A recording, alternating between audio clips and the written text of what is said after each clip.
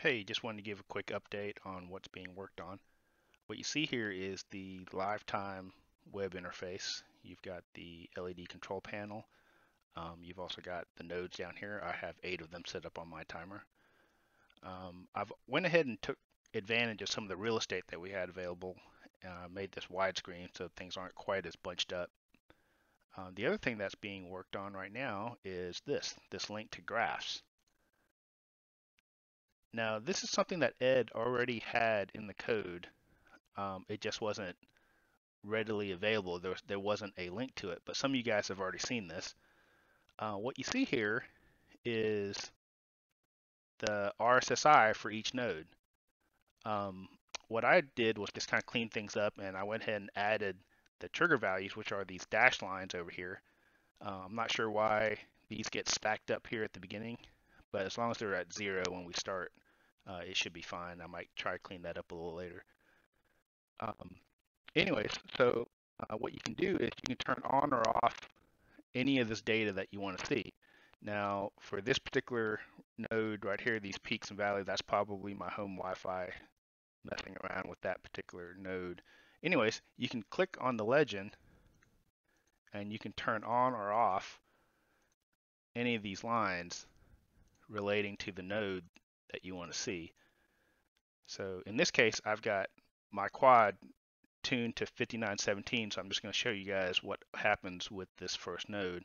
Again, you can turn on or off any of these data points. So let's just turn those guys on. I've got node 1 is the only one on. The other thing that we have, that I have running right now, is I have lifetime running. And this is a good way to visualize what's happening between lifetime and the timer. When you start a race or start a practice, it tells the timer to go active and says, hey, on the next pass, set the trigger value. You can see that my last video to show you what all those trigger values and offsets mean. But let's give this a shot. I'm going to go ahead and plug in my quad. So you see the RSSI jump up right here. Now I'm just covering it up, the antenna, with my hand to block the signal. And when I go to lifetime, and in this case, I'm just going to start a practice. And it does the same thing when you start a race. But I'm going to start this practice, and let's see what happens when I simulate a pass. Unknown pilot. So what happened was it saw that peak and it went ahead and set that trigger, which is this horizontal line right here.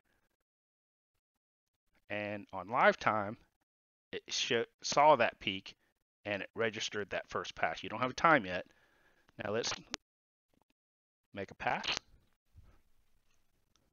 24.6. So there's that peak. It went above the trigger, and it has to come down a certain amount in order for it to count. Now, you guys probably might have noticed that it peaked and then it didn't show up in lifetime until it was on this side of the graph, similar to what was described last time in the last video. Let's do this a couple more times. 25.4.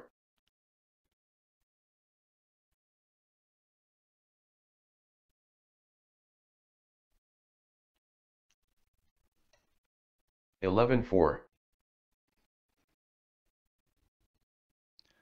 So there you go. Hopefully this will help tune the timer a little bit. You can see, what the timer is doing in relation to lifetime or the Delta 5 GUI. Right now I don't have this set up for the Delta 5 GUI, but that's being worked on as well.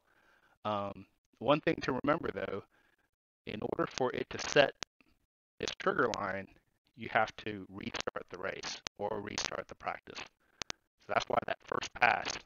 And if you change any of the offsets, you have to go in and restart the practice or restart the race for that value to take effect.